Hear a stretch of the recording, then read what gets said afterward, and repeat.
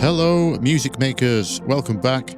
Last week we looked at some classic ARPs, mostly from the musical perspective side of things. This week is just a quick video on the sound design, how I made the sounds. Let's go. First of all, let's look at the Frankie Knuckles track. Or should I say, let's look at the Jamie Principle ARP.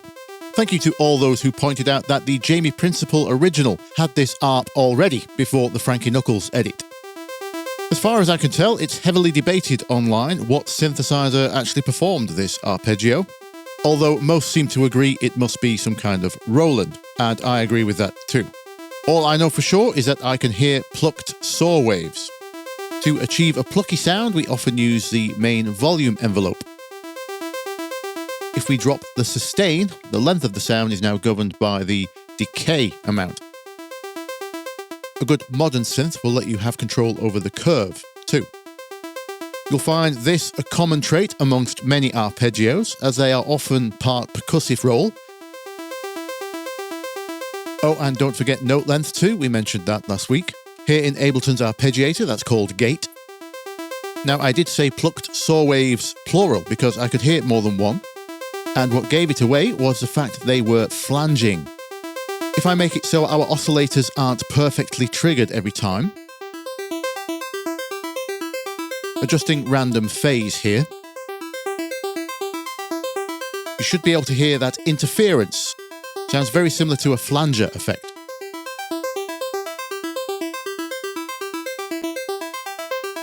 Flanging is essentially two copies of a signal moving slightly out of time with each other.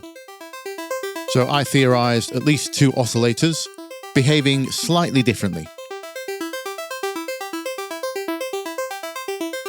And speaking of slightly different behaviors, I'm going to add some random pitch drift too. Just small amounts in each direction. Analog synths aren't perfect after all. Even Roland's DCOs, digitally controlled oscillators, still drifted a tiny amount. Maybe not as much as I'm doing here, but we will be hearing some pitch drift from the vinyl and tape too, because this song would have never existed digitally. So this is just adding to the nostalgia here. Speaking of pitch drift, Tal's Chorus LX is a great emulation of Roland's chorus circuit.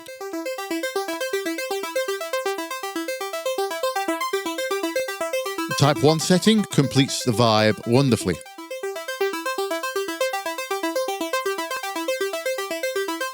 I've also thrown variety of sounds ferric, tape emulator effect on there, just a personal preference.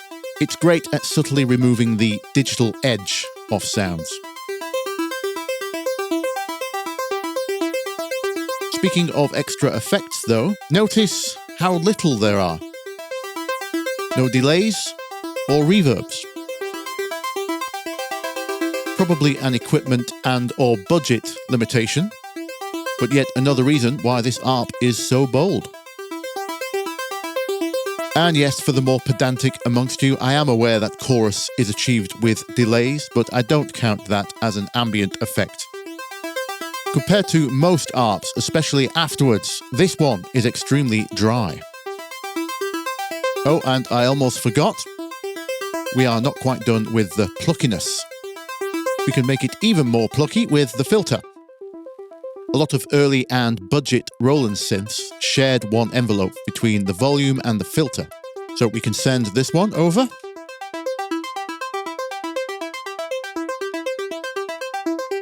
And there we go. You'll find if you play around tweaking just those few elements, you should be able to get pretty damn close to the record.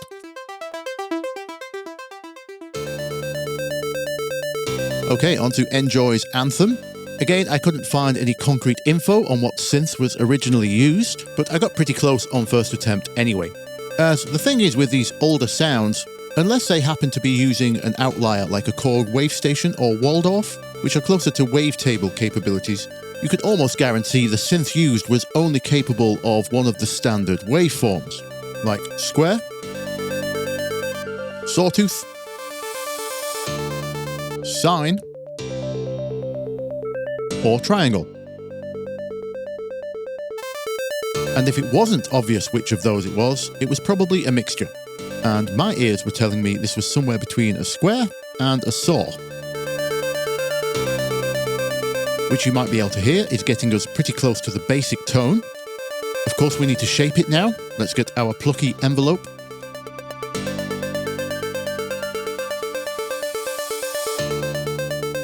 It's still too bright though, we need a filter.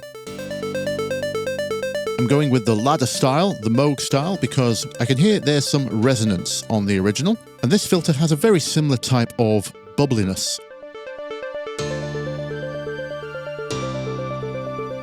In order to make it bubble, we need to send our envelope over there. There we go. We need to adjust the amount of that envelope that's being sent. Here's how the filter sounds without resonance.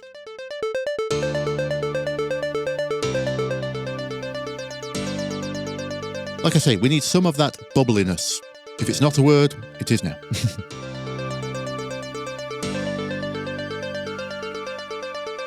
Without the filter,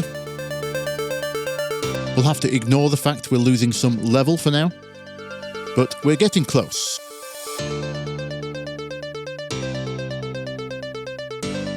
More tweaks. I would normally reference back to back with the original, but to avoid copyright, I'm just doing this from memory.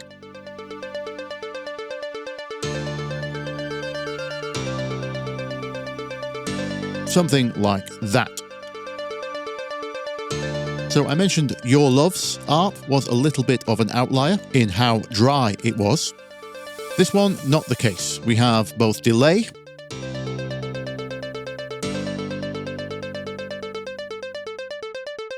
set to 16th notes, causing a lot of chaos.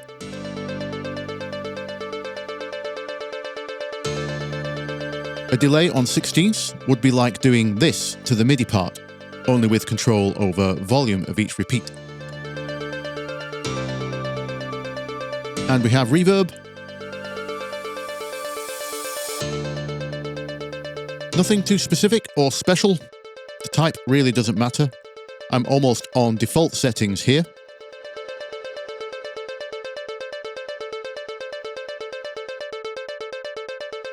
Just pushing it to the background a little. And here is the EQ curve I came up with to get closer to the original. A little bit of mud off the bottom, and a little bit of emphasis on that filter resonance area.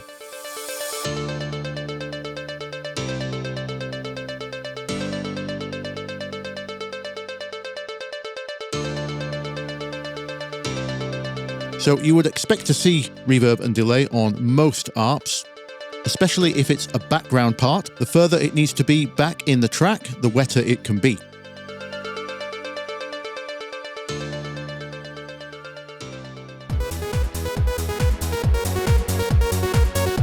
Okay, for Saffo Duo's Played Alive, that classic late 90s trance sound, I'm always going to assume Roland JP8000. And I was indeed correct. The record used a JP8080, which is the rack mount version. For those not aware, the JP8000 is to trance what the 303 is to acid, or the M1 is to piano house. It essentially birthed this sound. And all because of one feature that was introduced on the JP8000 called the Super Saw.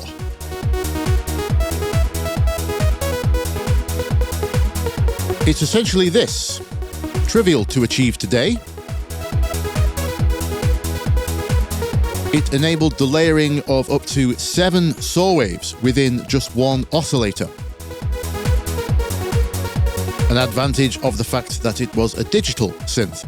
Prior to that, most synths didn't have enough oscillators to achieve this, unless you had the rare privilege of owning an Oberheim or maybe a Moog modular. As this is basically like having 7 oscillators, phase randomized, with control over how much they are detuned from one another.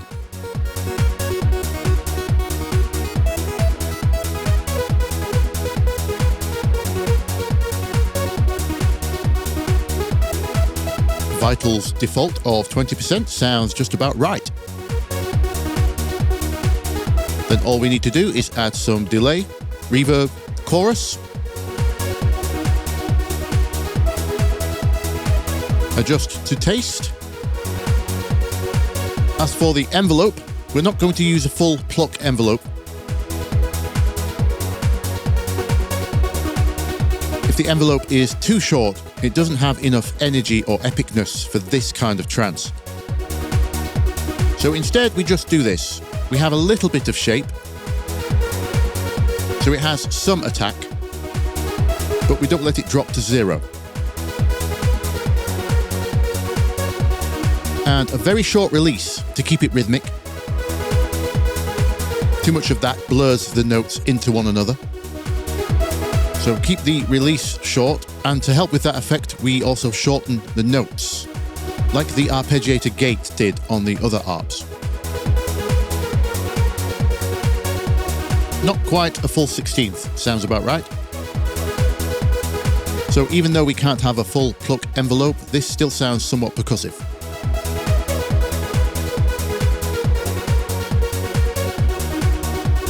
In fact, some tracks just used both. A layer of two sounds, one plucked and one more sustained. You may have heard last week I teased a little recreation of Adagio for strings. I chose not to include it in the end because I didn't finish the recreation. What you heard was just me throwing the notes into this Saffo template.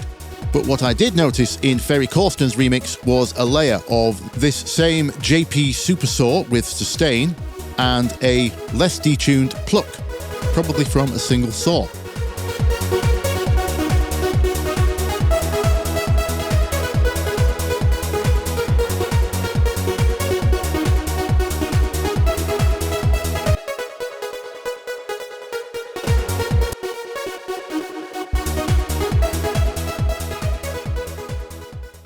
Speaking of single saws, don't underestimate single saw waves in trance.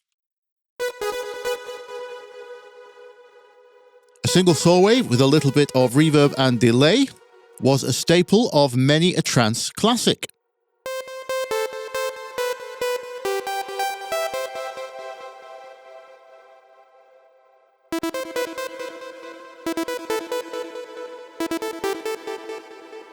Oh, by the way, I did choose a Roland saw wave from the free Echo Soundworks pack, just for a little bit of extra authenticity.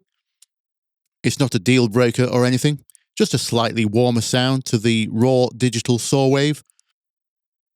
It's not too dissimilar to just using a normal saw wave and filtering off the tops. I just noticed some Roland saw waves in the pack, so why not? By the way, fun fact, all the other sounds in this recreation were made with the same patch, just a super saw in various forms. Here's the gated sound. There's our saw wave. A bunch of detuned voices. Chorus, delay, reverb, and the only difference being I'm doing the gate effect with this filter mixer mount via this LFO shape here.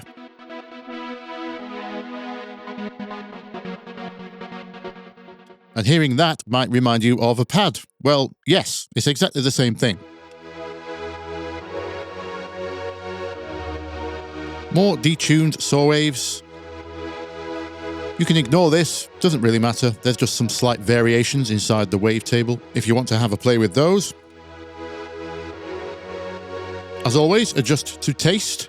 The filter is used to adjust the brightness, chorus, delay, and reverb as usual. Taking off some lows there, as pads do have a tendency to get quite muddy. And yes, by the way, pads are that easy. If you didn't know, you can make a pad for pretty much any genre by just stacking detuned saw waves and adding a filter.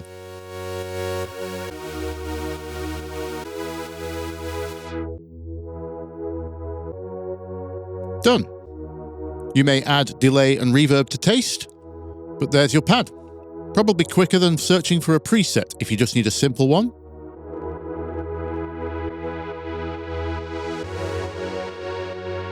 You can adjust how house or how trance the pad is with the amount of detune.